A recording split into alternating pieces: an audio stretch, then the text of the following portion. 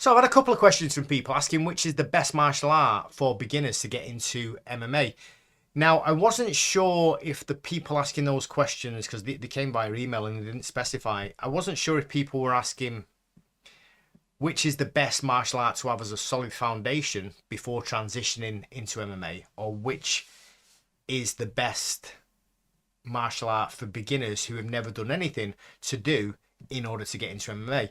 And both of those questions are quite different. So if you've already trained a martial art to a high level, whether that's a striking art, a grappling or wrestling art, something like that, then I think any of those is a good solid foundation. If you've got a good background, in kickboxing to a high level, fantastic. That would be great to transition into MMA. The same with wrestling and grappling. You see a lot of mixed martial artists now, professional fighters who have come from a background, a high level in one particular art. So if you look at, say, Stephen Thompson, Wonderboy, he had a strong background in karate and he transitioned successfully into MMA. Same with Alex Pereira, fantastic striker. Israel Adesanya, fantastic striker, moved over to MMA and had successful careers. When it comes to wrestling, you've got people like Bo Nickel, fantastic wrestler who transitioned well into MMA. Daniel Cormier transitioned well into MMA. And then the same with Jiu-Jitsu or grappling. Cade Ruotolo now is absolutely crushing it in one championship. Solid background in Jiu-Jitsu. Fantastic MMA fighter already at a very, very early start to his career. I think he's only had 3 fights, something like that. Damian Maia, who I was with last week, by the way, did a seminar with him. It was absolutely fantastic. Fantastic MMA fighter, but he before he became an MMA fighter, he had a successful jiu-jitsu career, as did people like, BJ Penn.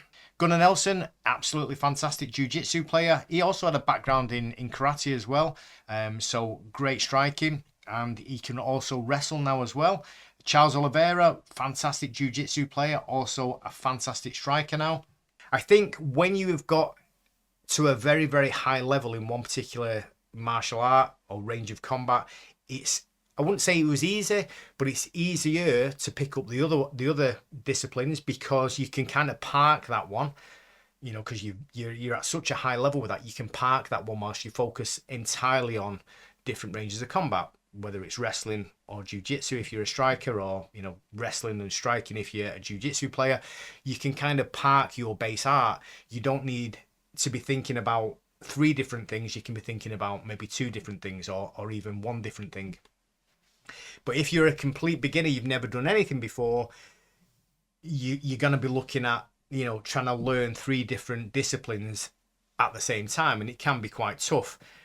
I would say personally, I always recommend to people coming into our gym, if they're looking to get into MMA, maybe look at doing striking as your main discipline to start with. If that's the art that appeals to you, that's the one that kind of drew you in.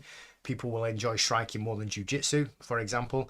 Then if that's you, then maybe make your week focus more on striking, on kickboxing, and then add in the other 2 classes on top of that. So maybe do 1 wrestling class and 1 grappling class. On the other hand, if you are somebody who really loves grappling, jiu-jitsu, do 2 or 3 sessions of jiu-jitsu in a week, make that your primary art, and then add on the other things as well. So one wrestling and 1 striking class, just so you can learn the fundamentals of those different ranges of combat. When you come into an MMA class, certainly the session that I run currently, you should have an understanding of all of those ranges of combat. You don't have to be an expert in all of them by any means. I'm not even an expert in all of those ranges of combat, but I have a good solid understanding of them. So obviously, I'm a jiu-jitsu black belt, so that's kind of my primary art. But on top of that, I've done kickboxing for a number of years. I'm not the best kickboxer. I don't train kickboxing that often, once a week now. Once a week I train Muay Thai, actually. And wrestling, again, I'm not the best wrestler, but I have an understanding. I work with people who are high-level wrestlers, so I get an understanding of how things work, the mechanics of things, even if I can't perform that to a level that's equal to my level of jiu-jitsu, for example, but I understand them and I understand how to put those things together. So I understand how to run drills, how I can, set up a sequence of jab, cross, hook, level change, shoot a double, take them down, enter into half guard, ground and pound, whatever, enter into front headlock position, choke, take the back to whatever it is. So I can run sequences like that. It's easy for me to put a lesson plan together with a number of different, a number of different drills for people to do in that class. But the people in that class should understand how that drill is made up, what each individual component of that drill is. They should understand the jab, cross, hook. They should understand level changing. They should understand penetration steps. They should understand how to pick up a single leg. They should understand how to run the pipe. They should understand half guard. This is what you need to be picking up in all of those individual classes. And that's why I wouldn't focus on one specific range of combat, one specific martial art. There isn't any one that is the best for MMA. They are all good. They're all useful. They're all required, because if you don't understand jiu-jitsu and you're an excellent striker, if you get put on your back, then, you're going to be in a pretty bad spot. So you need to at least have an understanding. If you look at someone like who's the big heavyweight, Derek Lewis, his punches are just insane. His kicks, he's even got decent kicks. He can throw high kicks considering how big he is.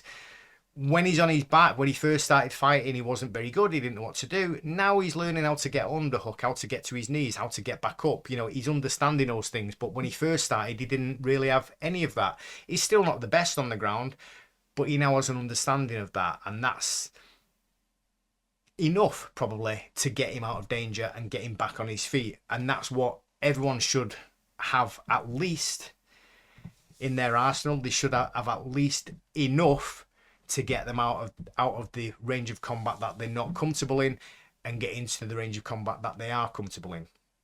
You need to have at least enough. Ideally, you want to take that to the highest level that you possibly can, but you need to have at least enough knowledge of all of those ranges of combat. So that's it for this video, guys. To you guys that asked the questions, I hope you found it useful. If you did, click that thumbs up button, and I'll see you again in a new video very soon. Also, I've got an ebook coming out. It'll be on my website very soon. So if it's not available now in the description down below, it will be in the next couple of days. So if you're watching this video and you're looking for it, come back in a couple of days, and that link should be there so you can get. It's just like a little ebook on training, especially for you guys over 40 who are still training or looking to train, looking to get into it, how you can best facilitate that, whether that's your diet, nutrition, the classes you should be looking at doing, all those things. You'll find it all in that ebook. I share with you what I kind of do, how my week looks. So hopefully you'll find that useful, and it'll give you a little bit of inspiration. Thanks for watching, and I'll see you again soon, guys.